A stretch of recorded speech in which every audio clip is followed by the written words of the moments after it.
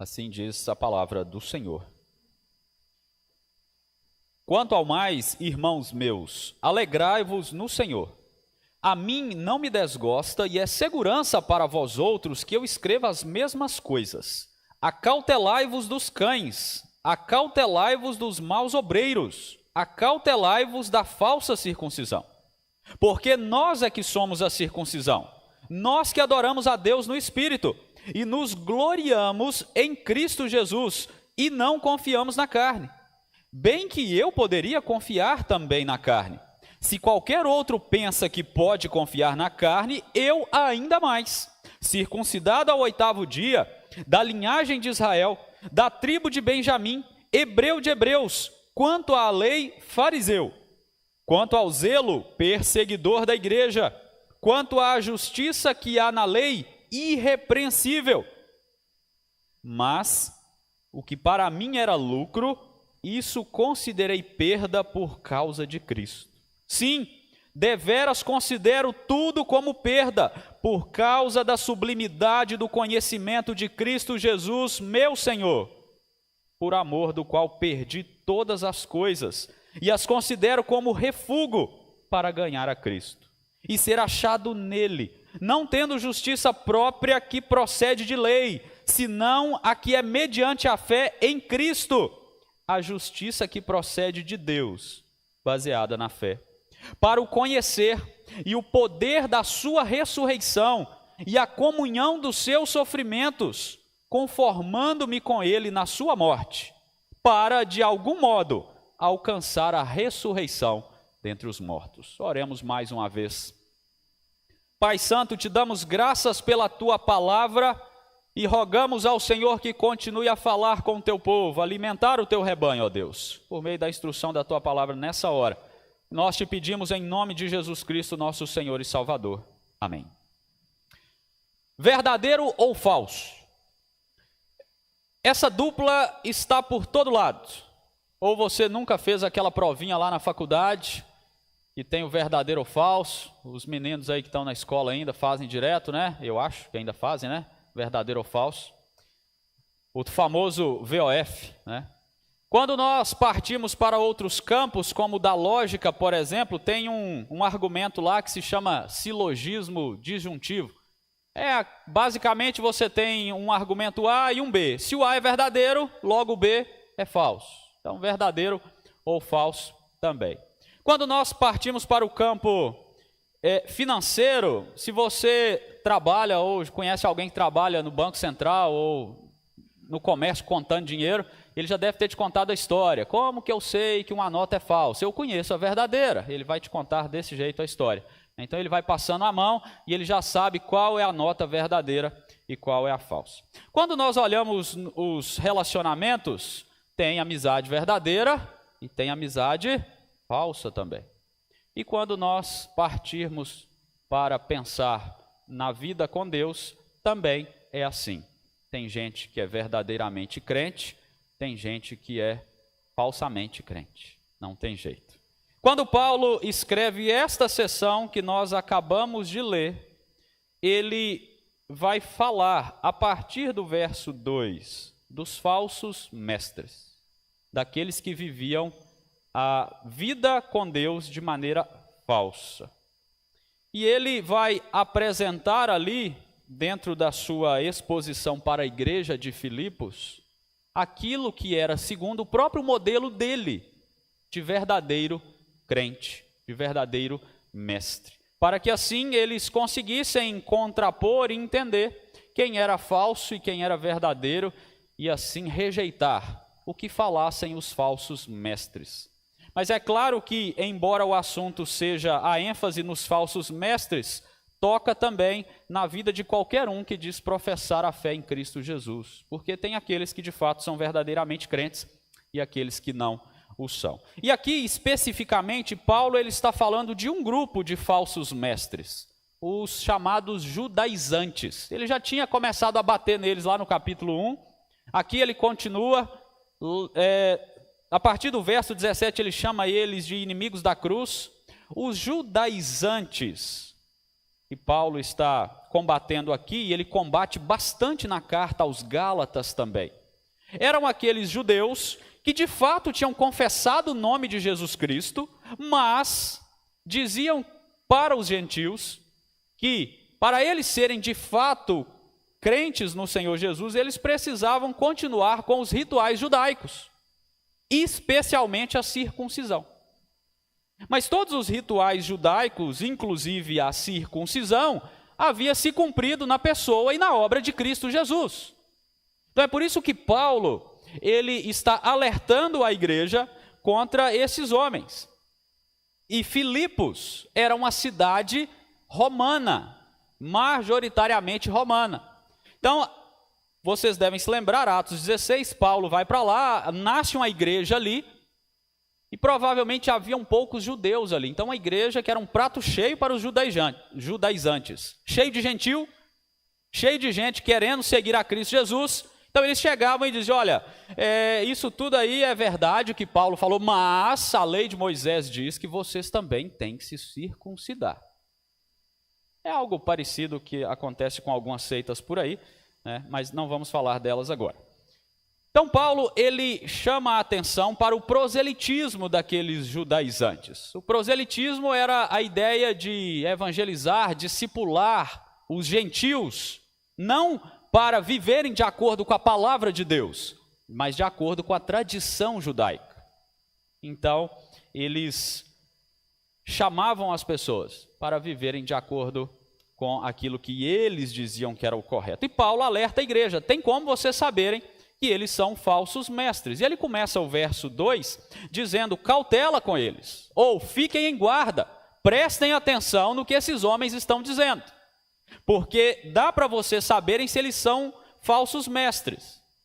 Isso implica em vocês observarem a vida deles, a maneira que eles enxergam a centralidade de Cristo e onde está o fundamento da fé desses homens. Então, nessa noite eu quero pensar com os irmãos sobre esta questão, verdadeiro ou falso crente.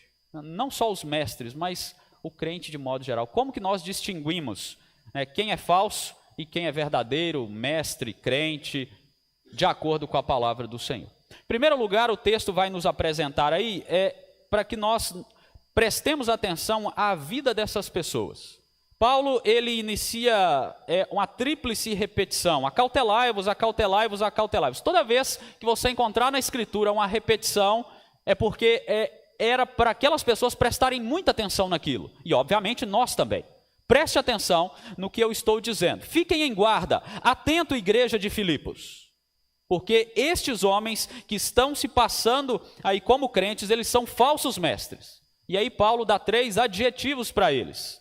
Adjetivos bem irônicos, inclusive. Paulo usa de ironia aqui. Ele fala, eles são cães, eles são maus obreiros e eles são a falsa circuncisão. Bem, o primeiro, né? Paulo chama eles de cães.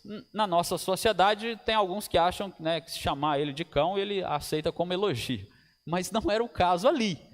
Os judeus não gostavam de cachorrinhos, porque geralmente eram animais que viviam soltos no meio do lixo, poderiam ser animais que se contaminassem, e se alguém tocasse no cachorro, ficava contaminado para ir ao templo oferecer sacrifício a Deus. Então, ser chamado de cão era um insulto naquele tempo, era algo ruim.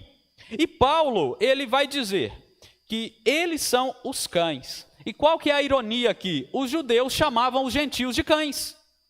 Os judeus falavam, olha, os gentios, todo aquele que não era judeu, para o judeu era um gentil. Ele não tem a lei de Moisés, ele não pode entrar no templo e oferecer sacrifícios onde nós entramos. Então eles são cães, eles são imundos, eles são impuros. Paulo fala, não. Cães não são os gentios. Até porque Deus está chamando gentios para lá e para cá para participarem da sua aliança. Cães são esses falsos mestres, que se acham super crentes, que se acham os filhos de Abraão, mas que na verdade estão impuros diante de Deus, porque estão pregando aquilo que a palavra de Deus não determinou que pregasse. E aí Paulo segue e chama eles de maus obreiros, né? Em outras palavras, maus trabalhadores.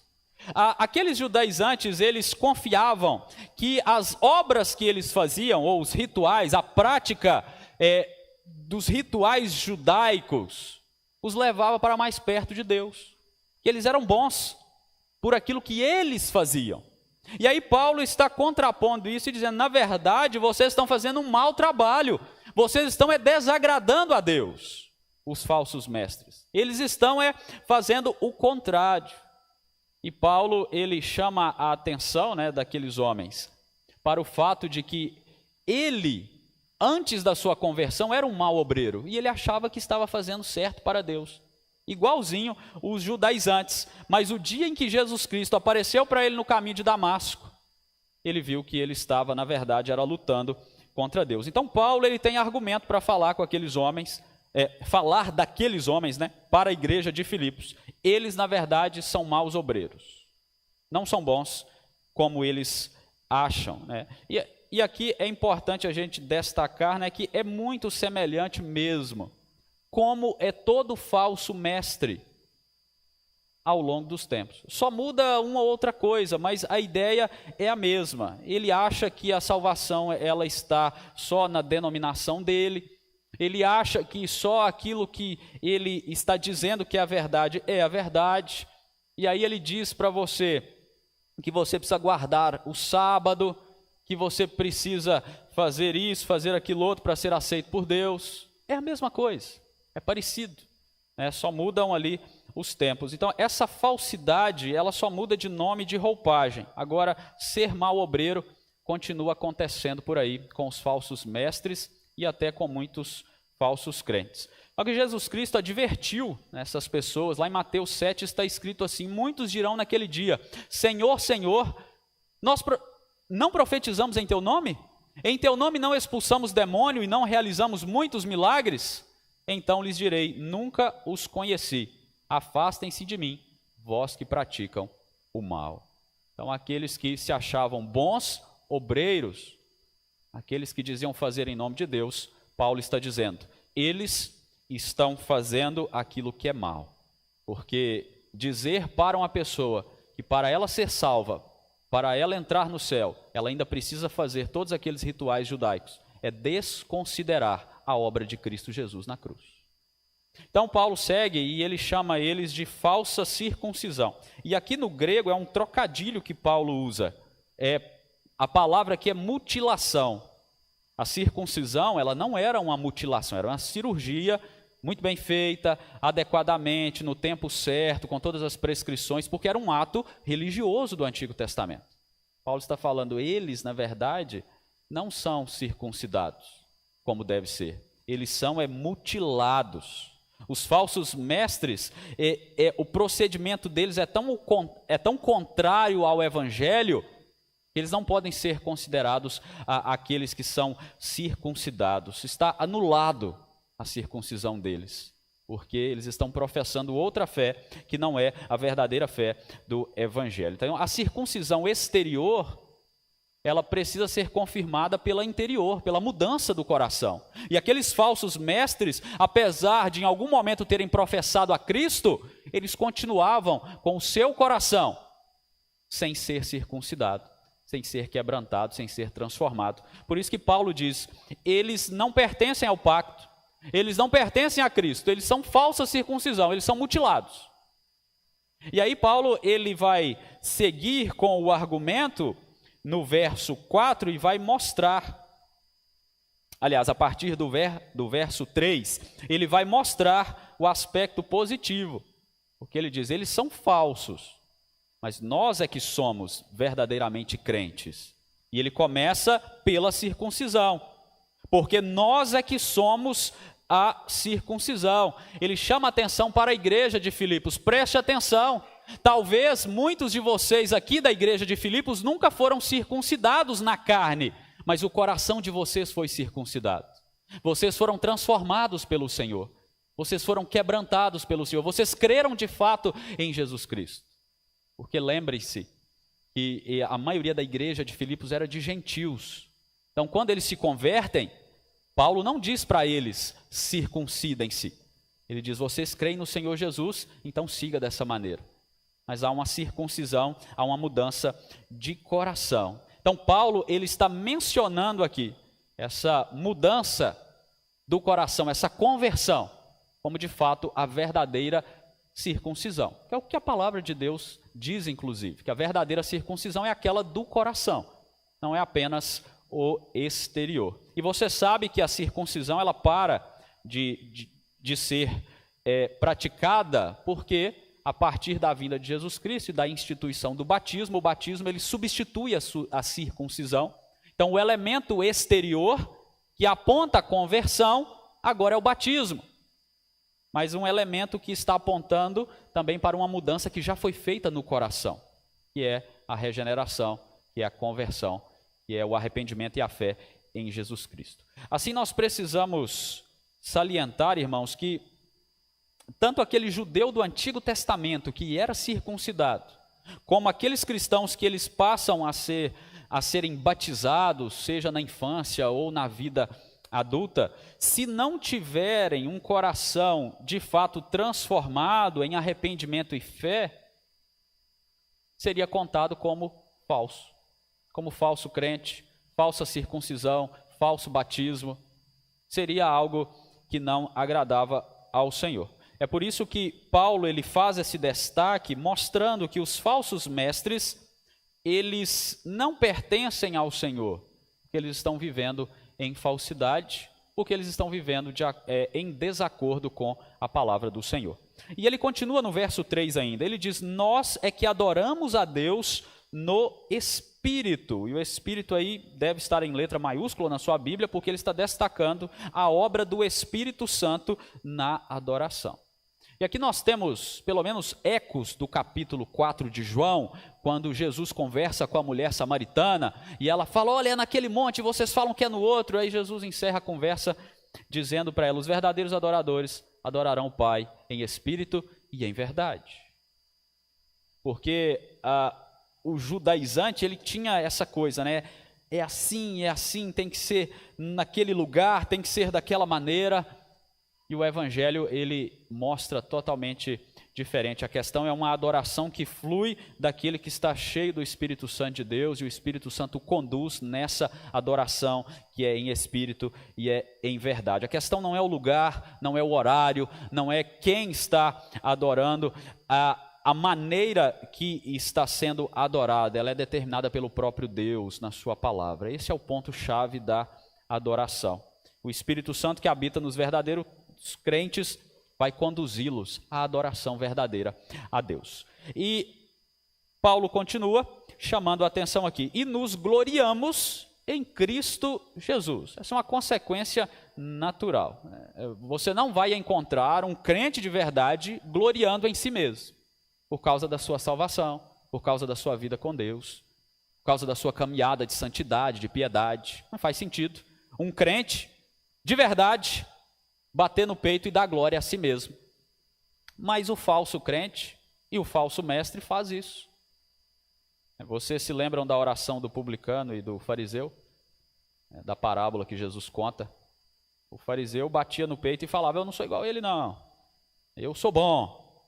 Eu sou o cara diante do Senhor. Não existe isso na vida cristã. A vida cristã, a glória é de Cristo.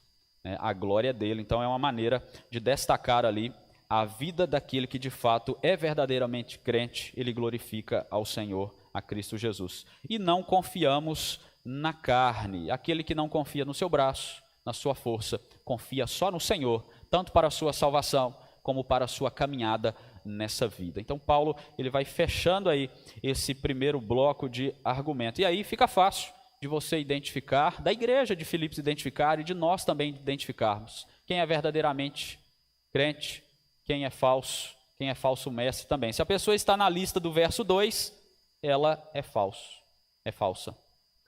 Se ela está na lista do verso 3, então podemos dizer que ela é verdadeiramente um crente no Senhor Jesus Cristo. Ela teme a Deus, ela busca adorá-lo de acordo com a Escritura, mesmo com as suas imperfeições, mesmo com as suas debilidades, ela confia no Senhor para sustentá-la, ela sabe que foi o Senhor que resgatou a vida dela, ela sabe que se o Senhor não tivesse regenerado o seu coração, ela não tinha condição de crer. Agora, aquele que é falso crente ou falso mestre, ele pensa tudo o contrário. Ele pensa que a salvação, ela está relacionada à sua obra, à sua força. Ele olha para as pessoas ao seu redor e ele já sentencia, essa pessoa aqui, ela nunca vai ser crente. O falso mestre, aquele que não é de fato crente no Senhor Jesus Cristo, ele olha para os meios de graça como um fim em si mesmo. Ele acha, por exemplo, que depois que ele foi batizado, pronto, ele está salvo de qualquer maneira. Então ele pode viver a vida dele mundana, dissoluta, do jeito que ele quiser, não do jeito que Deus quiser. Por quê? Afinal, ele já foi batizado. Ele pensa assim. O verdadeiro crente não. Ele se coloca sempre em humildade diante de Deus, reconhecendo a sua fraqueza, a sua necessidade da graça do Senhor continuamente sobre a sua vida, do perdão que o Senhor tem continuamente para ele. Então é diferente. E Paulo mostra que a vida dos judaizantes aqui, ela caminhava para esses aspectos bem dissonantes da palavra do Senhor. Eles confiavam, era na carne mesmo, eles se gloriavam em si mesmos e eles achavam que eles eram os super crentes da época e na verdade não eram não. Meus irmãos, Paulo continua com uma segunda observação. Veja a centralidade de Cristo na vida dessas pessoas. É o que ele vai dizer do verso 4 ao 8. E aqui ele vai apontar para o seu exemplo pessoal, para mostrar o contraste com os judaizantes, como de fato Cristo é central na vida do verdadeiro crente. E aí ele vai usar um argumento de autoridade. E você percebe que ele não está sendo arrogante, é porque ele tinha mesmo esse argumento de autoridade por quem ele era, por quem ele foi no passado, pela história dele. E Paulo ele vai passar então a mostrar as suas credenciais. É como se ele dissesse aqui a partir do verso 4, olha, se os judaizantes eles acham que eles têm credenciais, espera aí que eu vou mostrar as minhas. E aí ele começa, ele abre a caixa de ferramentas e começa a partir do verso 4. Bem que eu poderia confiar também na carne, eu poderia confiar em mim mesmo. Se qualquer outro pensa que pode confiar na carne, eu ainda mais. Verso 5, circuncidado ao 8º dia. Paulo era de uma família judaica mesmo, porque o judeu, ele circuncidava o seu filho ao 8º dia. Então era uma família comprometida com os mandamentos do Senhor, com a lei do Senhor. E dentro da seita dos judaizantes, haviam pessoas ali que nem judeus eram de nascimento. Então Paulo está falando, olha, se eles acham que eles podem confiar na carne, eu muito mais, porque eu sou de fato um judeu de uma linhagem que vem desde a minha família, eu fui circuncidado ao 8º dia. Da linhagem de Israel, lembrem-se que tem os prosélitos, os que se converteram do judaísmo, de uma vida pagã para o judaísmo. E Paulo diz, eu sou de fato da linhagem de Israel.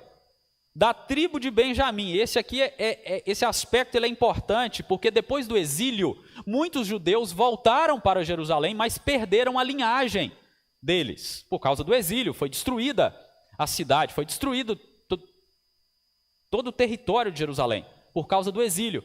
Quando eles retornam para Jerusalém, muitos documentos se perderam. E para servir no templo, precisava comprovar a linhagem. Precisava comprovar que vinha da tribo de Levi, para ser um levita no templo. Então, esse negócio de linhagem para o judeu era fundamental. E Paulo joga essa cartada aqui. Eu sou da linhagem de Benjamim. Apesar do exílio, foi possível saber de onde eu vim, qual era a tribo que eu vim. E a tribo de Benjamim não era uma tribo insignificante. Se você olhar para o Antigo Testamento, ela participa de muitos acontecimentos da história do povo de Deus. Então Paulo está dando uma carteirada aqui, falando, olha, eu sou da tribo de Benjamim. Pergunta, é como se ele dissesse, né? Pergunta para os judaizantes, quem aqui sabe de qual tribo que ele veio? Tem gente que nem de tribo nenhuma veio. E eu vim da tribo de Benjamim. Ele diz, eu sou hebreu de hebreus, reforçando a sua linhagem. Então, esses primeiros aspectos aqui que ele destaca do verso 5, a gente chama de aqueles aspectos naturais, né? Ele já nasceu numa família judaica, ele já sabia que era da tribo de Benjamim, ele foi circuncidado pela sua família. Então, ele coloca esses argumentos na mesa, mas tem mais. Porque no verso 6, ele coloca ali as suas escolhas pessoais. Quanto à lei, eu escolhi ser um fariseu. Ainda está no verso 5. Quanto à lei, fariseu. Paulo não era filho de fariseus. Então, quando ele foi educado na escola de Gamaliel, ele decidiu seguir a interpretação da Escritura de acordo com a seita dos fariseus. O farisaísmo tinha a sua interpretação da Escritura baseada na tradição oral. E vocês sabem, os fariseus tinham seus problemas, né? Era um pessoal complicado e Jesus já tinha chamado eles de víboras, hipócritas e um monte de coisa mais. Só que tem uma coisa que ninguém pode negar. Os fariseus, eles eram extremamente zelosos pela lei de Deus. Tanto que Jesus disse em certo momento, se vocês não excederem em muito a justiça dos escribas e fariseus, vocês nem entram no reino dos céus. Porque eles eram compromissados com a palavra de Deus. Era um zelo estranho, errado, distorcido com o passar do tempo, mas eles eram zelosos com a tradição oral. Tão zelosos, né, que essa tradição tomou o lugar da palavra de Deus. Mas Paulo, ele era um fariseu convicto. Lá em Atos 26, quando ele está perante o rei Agripa, ele diz assim, eu vivi fariseu conforme a seita mais severa da nossa religião. Então esse zelo todo de Paulo, né, pelo farisaísmo, achando que estava obedecendo a Deus, levou ele inclusive a perseguir a igreja. É o que ele diz no verso 6, quanto ao zelo perseguidor da igreja. E aí é só nos lembrarmos de Atos 7, 8 e 9, que a história de Paulo como perseguidor da igreja está descrita ali. E ele segue, quanto à justiça, ainda no verso 6, que há na lei irrepreensível. Na obediência à lei de Deus, Paulo era irrepreensível. Ninguém poderia chegar e acusar Paulo de ter violado os mandamentos básicos ali da lei de Deus. E havia um sistema. Você poderia denunciar alguém na sinagoga, no tribunal judaico, se você visse ele quebrando, por exemplo, o mandamento da guarda do sábado. Você ia lá, fazia uma denúncia, ficava registrado. O que Paulo está dizendo aqui é o seguinte, ninguém pode ir em nenhuma das sinagogas e dizer assim, achei alguma coisa escrita ali que está dizendo que eu violei alguma lei de Deus. Eu sou irrepreensível nesse sentido. Humanamente falando, ninguém pode dizer que Paulo quebrou a lei de Deus. Paulo era impecável, segundo o judaísmo. Era aquele crente judeu que dava gosto, né? De ver, nossa, que cara, piedoso. Né? E ele, então, diz, se de fato alguém pode confiar no seu judaísmo, esse alguém sou eu. Só que ele vai dizer aos Gálatas, né? Quanto ao judaísmo, eu avantajava-me a muitos de minha idade, sendo extremamente zeloso das tradições de meus pais. Se a gente acabasse aqui, então a gente ia falar que o judaísmo é o que há de melhor. Só que o verso 7, Paulo traz a reviravolta que aconteceu na vida dele. Mas o que para mim era lucro, isto considerei perda por causa de Cristo. Meus irmãos, aquele homem tinha todas as credenciais de nascimento, de formação, de opção. Ele estudou aos pés de Gamaliel, o mestre da época, um dos grandes mestres da época. Ele viveu o judaísmo em integridade, em fidelidade, mas quando Cristo encontrou aquele homem na estrada de Damasco, tudo mudou. O Senhor encontra Paulo na estrada de Damasco. E a vida de Paulo muda. E aí ele vai dizer, eu considero, verso 8, sim, deveras considero tudo como perda, por causa da sublimidade do conhecimento de Cristo Jesus, meu Senhor. Preste atenção aqui. Aquele homem que se avantajava a muitos no judaísmo. Naquele momento em que Jesus Cristo aparece para ele e diz: Saulo, Saulo, por que me persegues? E ele pergunta: quem és tu? E ele diz: eu sou Jesus Cristo, a quem você persegue. A vida daquele homem transforma-se, dá um giro completo. E ele diz: agora tudo isso que eu acabei de narrar como as minhas credenciais do judaísmo, de nada vale. Porque agora eu vivo para Cristo, por causa da sublimidade, daquilo que é mais elevado, o conhecimento de Cristo Jesus. E eu quero que você preste atenção no detalhe do verso 8, meu Senhor. Você acha que Paulo tinha muita gente que se sobrepunha a ele no judaísmo? Você acha que tinha muita gente ali na Palestina do século I que poderia ser uma autoridade superior a Paulo? Pouquíssimas pessoas dentro do judaísmo. Pouquíssimas pessoas, pouquíssimos mestres. E aí Paulo olha e diz assim: porque Cristo é meu Senhor. Aquele que era um homem da alta inteligência judaica, ele olha e diz: eu sou servo do Senhor. Eu sou servo de Cristo Jesus. Então preste atenção em como Paulo está centralizando Cristo na sua vida. É assim que o verdadeiro crente vive. É assim que Paulo está mostrando. Está vendo como que é os falsos mestres? Está vendo como que é os falsos crentes? Eles não têm Cristo como centro da vida deles. Mas aquele que tem Cristo centralizado na sua vida, tudo é perda por causa de Cristo. Por amor do qual perdi todas as coisas e as considero como refúgio para ganhar a Cristo. A nossa versão aqui, a Almeida Revista Atualizada, a maioria de vocês tem aí, ela foi gentil, né? Ela colocou refúgio. A Nova Almeida Atualizada, que é uma outra tradução, coloca lixo. E eu gosto da Almeida Revista Corrigida, que coloca esterco. É esterco. Lixo. Eu gosto mais dessa tradução, porque eu acho que ela comunica mais o impacto daquilo que Paulo está dizendo aqui, contrastando com todas as credenciais que ele acabou de dizer que ele tem, que ele tinha. Tudo isso é como lixo, esterco, não vale para nada, é refúgio, por causa de Cristo Jesus. As credenciais de Paulo, irmãos, no judaísmo não eram em si ruins, mas quando elas eram usadas para autoglorificação e como fonte de salvação, elas eram pecaminosas.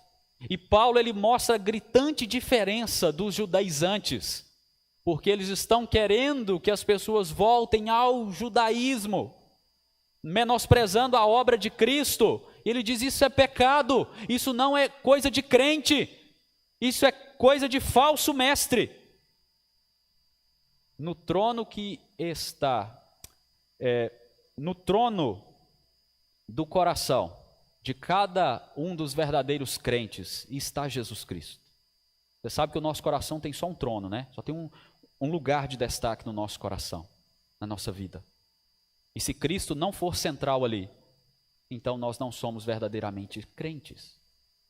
E o que Paulo está afirmando aqui é que quando tudo é perda por causa do conhecimento de Cristo, por causa de Cristo Jesus, eu perdi todas as coisas, eu considero como refúgio para ganhar a Cristo. O que ele está dizendo? Que Cristo é o centro da minha vida. Cristo é o centro do meu coração, é o que está regendo o meu coração, é o Senhor do meu coração, é o que está sentado no trono do meu coração, governando a minha vida. A centralidade de Cristo é uma marca fundamental do verdadeiro crente, do verdadeiro mestre. Então, como que nós sabemos se o pastor ele é um falso mestre? É só dar uma olhada em quem está centralizado no seu coração. Se é ele mesmo, se é o status dele, se é a carreira dele, se é os méritos dele em alcançar o perdido, se é a autoglorificação e exaltação, aí você vai saber se é um falso mestre ou não. Como saber se um membro da igreja ele é falso mestre? Vê o que está governando a vida dele. É Cristo ou qualquer outra coisa, ou qualquer outro ídolo aí que encontramos no mercado? Ele está pensando na salvação pelos méritos dele, porque ele é bom? porque ele se garante diante do tribunal de Deus, então ele não é verdadeiramente crente. E para saber se eu mesmo sou verdadeiramente crente, pergunte-se diante de Deus: quem governa a sua vida? Quem está sentado no trono do seu coração? Você pode dizer igual Paulo: tudo que eu sou, tudo que eu tenho é perda diante da sublimidade do conhecimento de Cristo? Se você puder dizer isso com todo o seu coração e entusiasmo, você é verdadeiramente crente. Se a sua salvação você entende que é pela graça de Deus, não pela sua obra, não pela sua ação, então você é verdadeiramente crente. Se você conseguir dizer: considero todas as coisas como perda, como esterco, por causa de Cristo, todas as coisas, tudo, então você é verdadeiramente crente. John Knox, ele dizia assim, que Cristo não encontre rivais em nosso coração. E é nesse sentido que nós precisamos caminhar. Não pode ter rivais no nosso coração. Verdadeiro ou falso, irmãos? Paulo está enviando essa carta para a igreja de Filipos para alertá-la contra os falsos mestres e, de quebra, contra os falsos crentes. Então, primeiro Paulo chama a atenção: olha para a vida deles. Depois olha para a centralidade de Cristo na vida deles.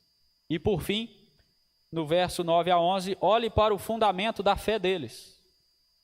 Paulo, ele vai continuar usando o seu exemplo pessoal aqui, para apontar, destacar algumas questões que implicam no fundamento da fé. Onde está alicerçado a fé? Na Escritura ou nas elaborações, nas opiniões dos próprios homens? No verso 9, ele chama a atenção aqui: e ser achado nele, não tendo justiça própria que procede de lei, senão a que é mediante a fé em Cristo, a justiça que procede de Deus, baseada na fé. Então, o assunto de pano de fundo aqui é a salvação.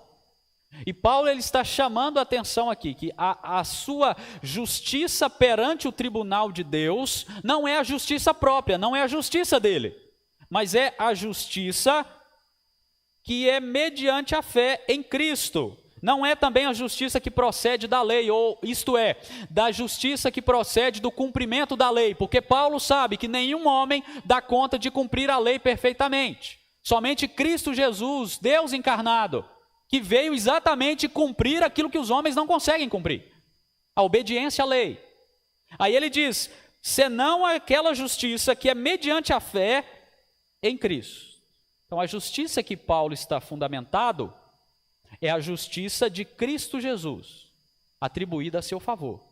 A justiça de Cristo. Cristo cumpriu a lei, obedeceu ao Senhor perfeitamente, morreu na cruz para perdoar os nossos pecados. Então, pela fé, nós nos apropriamos da justiça de Cristo. É o que nós chamamos de justificação dentro do campo da teologia. E aqui eu quero te dizer uma coisa: a fé não é o elemento central dessa história. Porque a gente lê aqui, mediante a fé, fala: então a fé é o elemento central. Não. Não é porque temos fé que nós somos declarados justos perante o tribunal de Deus. Não é. Nós somos declarados justos perante o tribunal de Deus porque Cristo Jesus já morreu na cruz do Calvário e ressuscitou e está à direita de Deus Pai Todo-Poderoso em nosso favor. A fé é o instrumento pelo qual nós nos apropriamos da justiça de Cristo. Cristo realizou a justiça em nosso favor e pela fé nós cremos no que Cristo fez. Por isso que é mediante a fé. Porque fé todo mundo tem, você sabe. E tem fé de tudo enquanto é natureza por aí. Tem a fé em si mesmo, tem a fé no fulano, no ciclano, no ritual. Tem fé para todo lado. Mas a verdadeira fé é aquela que não confia em mais nada, a não ser na obra de Cristo Jesus. Então, quando Paulo fala aqui de justiça própria, quando ele fala de fé, ele está falando da obediência de Cristo, da obra de Cristo, e de que nós cremos pela fé naquilo que Cristo fez por nós. Então, o fundamento da nossa fé é a obra de Jesus Cristo, em nosso favor. É assim que o verdadeiro crente anda. Ele vai dizer em Romanos 5:1, Justificados, pois, mediante a fé, temos paz com Deus por meio de Jesus Cristo. Então veja, é a justiça de Cristo que traz a paz com Deus e pela fé nós nos apropriamos dessa justiça, dessa obra maravilhosa de Cristo Jesus em nosso favor. Então eu sei que existe um equívoco às vezes das pessoas, elas acharem que a fé salva. Quem salva é Cristo, irmãos. Nós precisamos ter fé no que Cristo fez para nos salvar. Não simplesmente ter fé pela fé. O objeto da fé que é o importante. É Jesus Cristo, o nosso Senhor. Se não for assim, essa fé ela pode se desviar para qualquer outra coisa, inclusive para as nossas obras, para as nossas boas obras. É possível que alguém que não tem uma fé centrada em Jesus Cristo, ele ache que as suas boas obras possam o levar ao céu. É só você sair para evangelizar meia hora aí que você vai encontrar gente falando que vai para o céu porque ele é bom. Talvez você já encontrou por aí, como de vez em quando a gente encontra.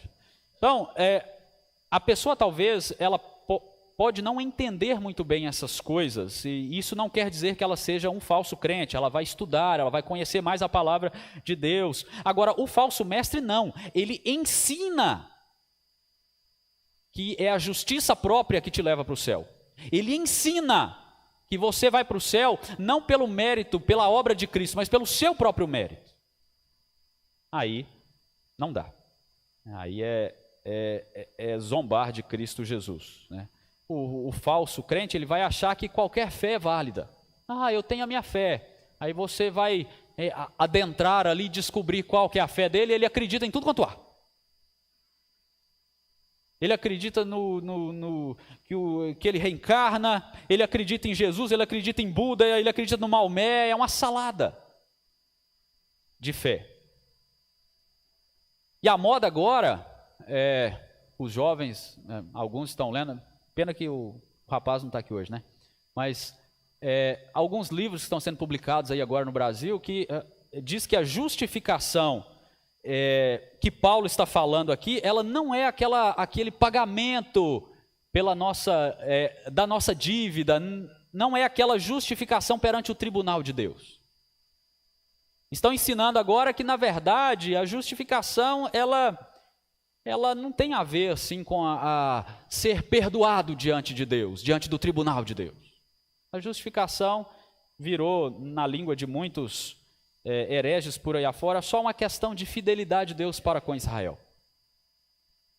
Mas está errado, porque a justificação, quando ele fala a justiça que não procede da lei, que é mediante a fé em Jesus Cristo, ele está falando da justificação perante o tribunal de Deus, o perdão que você recebeu por causa da obra de Cristo Jesus. Perdão esse, que sem esse perdão, você estaria condenado ao inferno eterno. E é por isso que nós cremos pela fé na obra de Jesus Cristo. Verso 10, Paulo trata de santificação, porque ele diz, para o conhecer e o poder da sua ressurreição e a comunhão dos seus sofrimentos, conformando-me com ele na sua morte. Então, a santificação ela é o ato de Deus de nos fazer santos em Cristo, mas também é um progresso, uma caminhada nossa em crescimento, em querer mais de Deus, em querer conhecer mais a Deus, em querer servir mais a Deus. Viver para Ele. E aí Paulo diz, para conhecer mais. Quanto mais nós estudamos a palavra, mais nós sabemos que nós não sabemos nada, e que nós precisamos conhecer mais, e que nós precisamos orar mais, que nós precisamos ler mais a palavra, que nós precisamos ouvir mais da palavra eterna de Deus. O conhecimento do Senhor, ele é inesgotável. E a caminhada de santidade do crente, ela envolve querer conhecer mais a Deus, para viver de uma maneira mais agradável ao Senhor. Quanto mais nós conhecemos de Deus, mais nós queremos viver em santidade perante Ele. O poder da sua ressurreição. A ressurreição de Cristo é um dos elementos fundamentais para a consumação da obra de salvação. Então Paulo, ele quer conhecer o poder da ressurreição, porque ele sabe que sem a ressurreição de Jesus Cristo, a dele não estava assegurada. A ressurreição só está assegurada para todo aquele que crê em Cristo Jesus, porque Cristo ressuscitou e vivo está. Não é por isso... Não é o que Paulo disse na primeira carta aos Coríntios, capítulo 15, a respeito da ressurreição? Se Cristo não ressuscitou, então, é em vão a nossa vida. Se a nossa esperança se limita só a essa vida, o que nós estamos fazendo aqui? Mas ele diz, é claro que não é assim. É claro que Cristo ressuscitou e a nossa esperança está além desta vida. Porque nós ressuscitaremos com Cristo no último dia. A morte não pode nos vencer, ela já foi derrotada. E aí Paulo diz, olha, eu quero conhecer mais ao Senhor e o poder da sua ressurreição. Porque eu tenho certeza que eu vou ressuscitar um dia. Porque o Senhor já ressuscitou. A comunhão dos seus sofrimentos. Paulo também sabe que o verdadeiro crente passa por sofrimentos de toda ordem, porque o seu Senhor também sofreu, e nós não somos melhores do que o nosso Senhor e Salvador. E ele diz ainda, conformando-me com ele na sua morte. E aqui ele traz um pensamento da união com Cristo. Lá na carta aos Romanos, ele disse assim, nós fomos sepultados com Cristo na morte por meio do batismo, com o propósito de que assim como Cristo foi ressuscitado dos mortos, também nós vivamos em uma nova vida, ou em novidade de vida.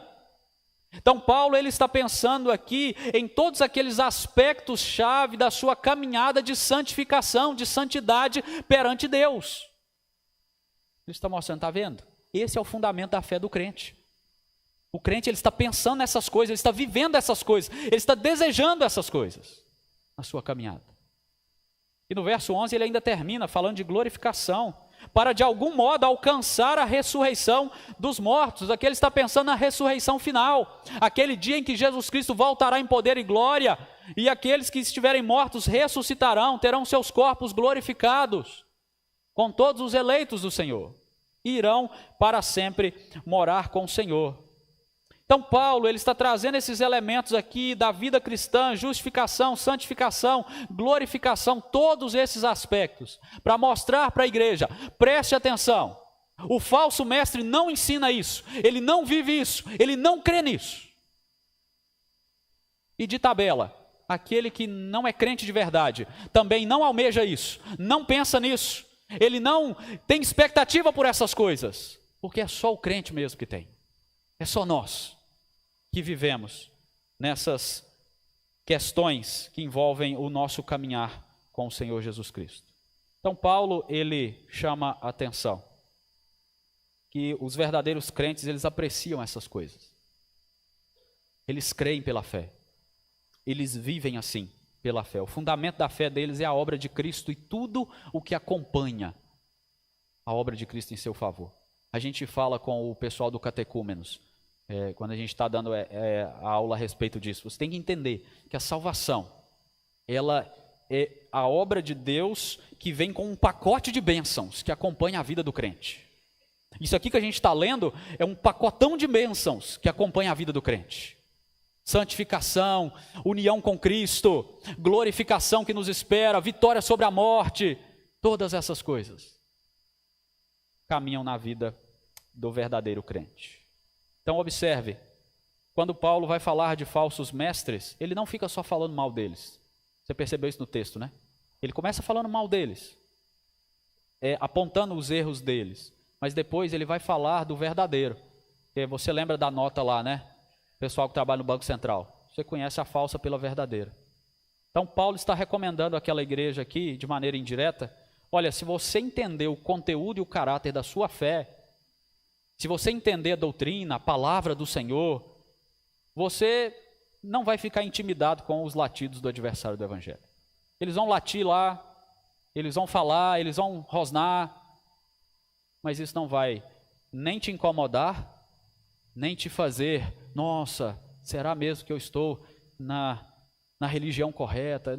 Você não vai nem titubear, você vai continuar firme no Senhor Jesus Cristo. Então, o que Paulo está prescrevendo para a igreja de Filipos aqui é o seguinte, olha, fiquem em guarda quanto a eles, entendam melhor a fé de vocês, a vida de vocês, a centralidade de Cristo na vida de vocês. E assim vocês vão conseguir rejeitar toda e qualquer heresia, falso ensino, falso mestre, tudo. Porque vocês estão fundamentados na palavra do Senhor. Eu quero concluir lembrando aos irmãos que você reconhece né, aquele que é verdadeiro ou falso, mestre ou crente pela palavra do Senhor. Eu sei que nós estamos em um tempo muito diferente da igreja de Filipos, e certamente hoje é muito mais fácil de você identificar um falso mestre. Esses que a gente vê por aí afora, seja na TV, em outros lugares, eles enfatizam a centralidade do homem, as obras que vão te salvar, ou dar dinheiro lá na igreja que você vai ter a bênção da salvação. Essas coisas que estão por aí e que todo mundo sabe que é falso, ou pelo menos espera-se que os crentes saibam que é falso, né? A exigência da guarda do sábado para que você seja salvo, como tem algumas seitas que trabalham essa ideia, né? A questão dos rituais judaicos, tem muitas denominações por aí afora, muitas ou algumas, não sei, que seguem rituais judaicos. É a Arca da Aliança que está passeando no templo, é o uso das vestimentas judaicas, coisas dessa natureza que só de mencionar aqui você já sabe do que nós estamos falando, né? E agora, mais recente, tem a teologia do coaching também, né, que tem chegado junto aí. Tudo isso é falso ensino, irmãos. Eu acho que os irmãos têm condição de discernir bem, né, essas questões. Agora, a gente precisa pensar assim, a respeito de nós, né? Porque assim, pode ser que você está caminhando, mas você está vivendo como um falso crente. E você precisa examinar a sua vida. É importante examinar a vida de acordo com a palavra de Deus, para que você não caminhe assim. O Senhor não quer que ninguém que professe a fé nele caminhe na falsidade. Os falsos mestres, eles enganam, é verdade. Mas cada um tem responsabilidade de examinar a sua caminhada diante de Deus, de verificar na palavra se o que está ouvindo é certo ou errado, e se o seu viver está de acordo com a palavra ou não. Então a gente precisa se perguntar, por exemplo, a sua confiança para a sua salvação, ela está em quem? Ela está em Jesus Cristo? Ou ela está no que você pode fazer?